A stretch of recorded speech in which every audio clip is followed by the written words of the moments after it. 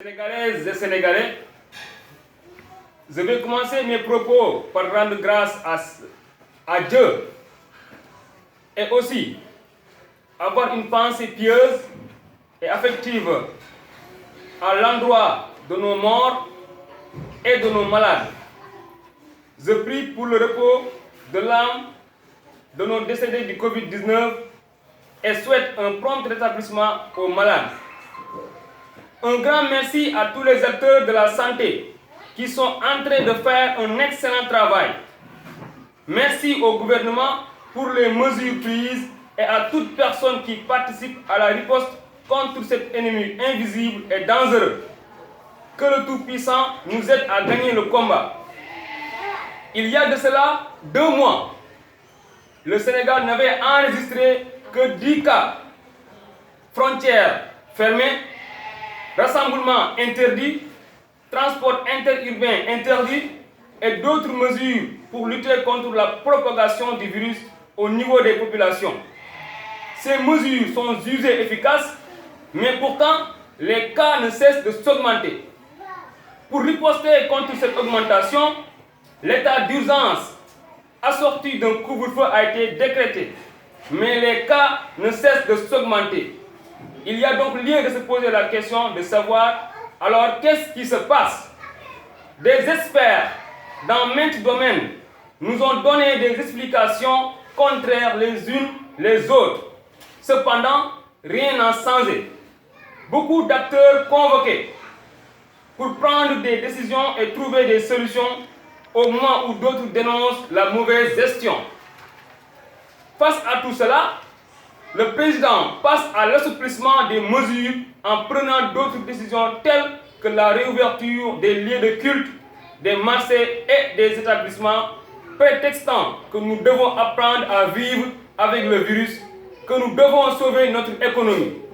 On est d'accord avec vous, Monsieur le Président, et on vous comprend aussi, car vous subissez trop de pression venant de nombreux secteurs et que vous avez cédé ce que je dénonce.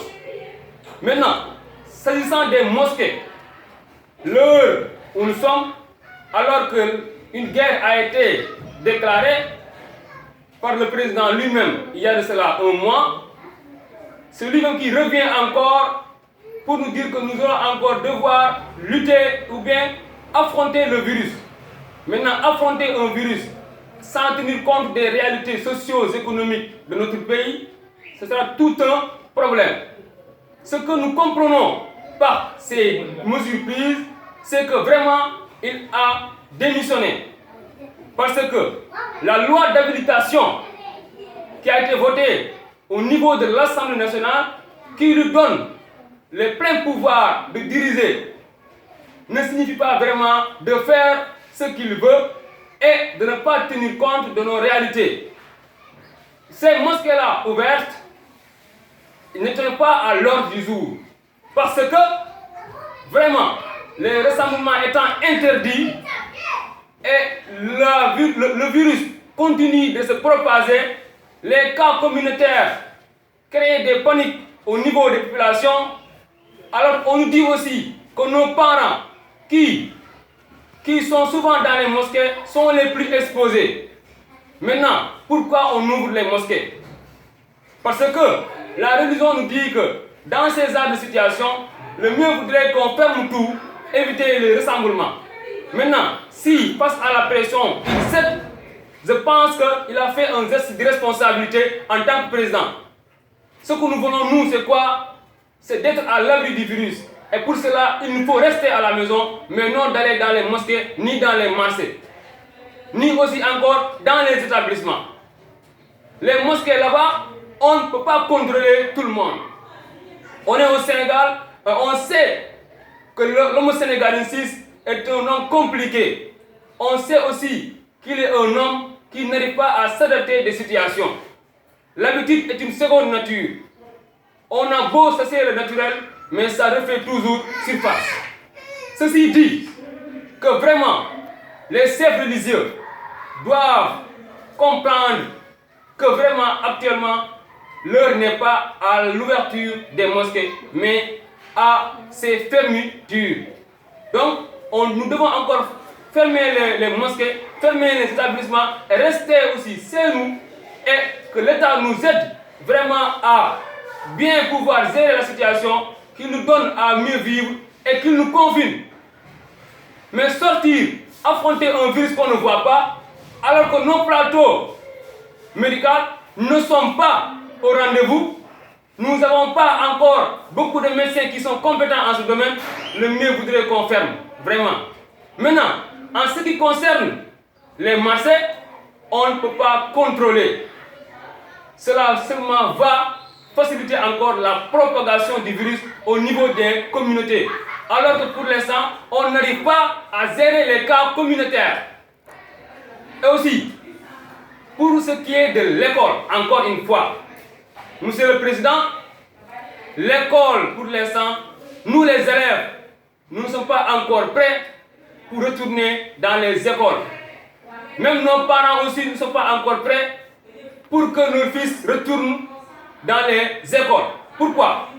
Imaginons que quelqu'un qui quitte dans un village ou bien quelqu'un qui quitte dans un lieu où il devrait prendre une voiture pour arriver dans son établissement.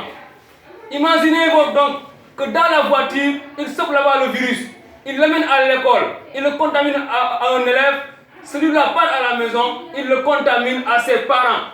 Et on dit que les parents sont les plus exposés. Donc, pour le 2 juin, nous disons non. Même si les dispositifs qui vont être pris seront au rendez-vous, nous disons non. Parce que aussi, nous ne sommes pas des cobayes.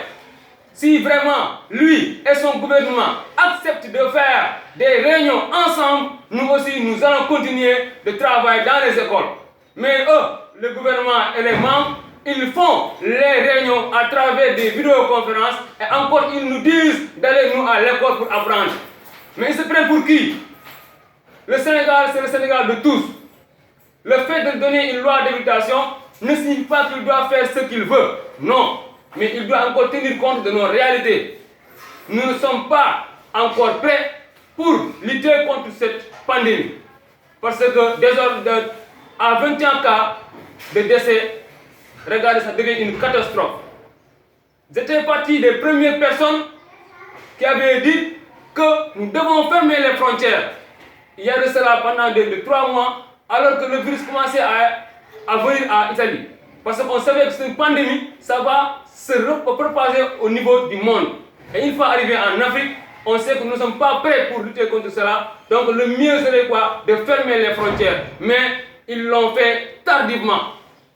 Alors les cas importés ainsi réglés, il reste les cas communautaires qui viennent de la communauté. Alors que même ces cas-là, on n'arrive pas à les stopper, alors qu'on nous dit que nous devons sauver l'économie. Mais depuis quand l'économie est sur la santé? Mais voilà,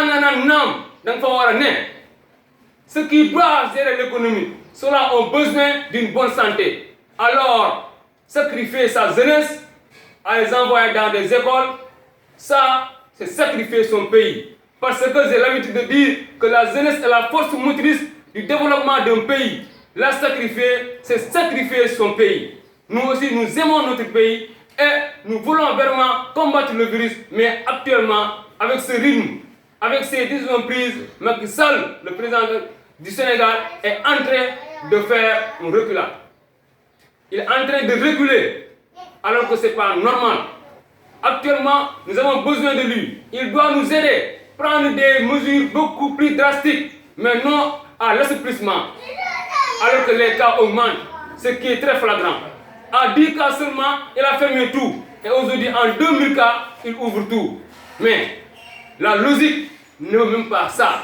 Donc, je lance un appel à tous les élèves de ne pas rejoindre les écoles. Parce que les écoles, elles-mêmes, elles ne sont pas encore prêtes pour nous accueillir. Les dispositifs dans les écoles ne sont pas bons.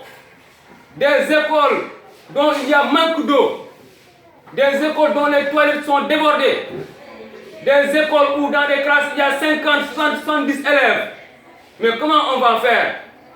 Même la faisabilité ne sera pas au rendez-vous. Donc, vous les élèves qui m'écoutez, vous les Sénégalais qui m'écoutez, sachez donc que l'heure est devenue plus grave. que maintenant le combat est devenu notre combat, nous, à chacun de nous. Parce que lui, il a dégagé ses responsabilités, prétextant que maintenant, nous devons maintenant vivre avec le virus. Donc chacun de nous doit prendre ses mesures et ses responsabilités. Et restons chez nous jusqu'à ce que le virus soit maîtrisé dans notre pays avant d'aller dans les écoles, ni dans les marchés, ni encore dans les mosquées. Donc, en grosso modo, je voulais encore une fois faire un appel à toute la population sénégalaise, notamment aux jeunes, pour vous dire que c'est nous les jeunes qui devons demain gérer ce pays. Mais avec ce rythme aussi, nous risquons de trouver dans notre pays des choses insondables.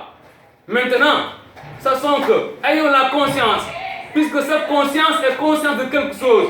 Ayons la conscience de la gravité de la chose et restons chez nous. Privilégions la sensibilisation, car le combat, comme dit le professeur Seydi, c'est un combat de la prévention. Et la prévention donc, ce n'est pas sortir et attaquer le virus, mais c'est rester et maîtriser encore le virus. Je vous remercie de votre aimable attention.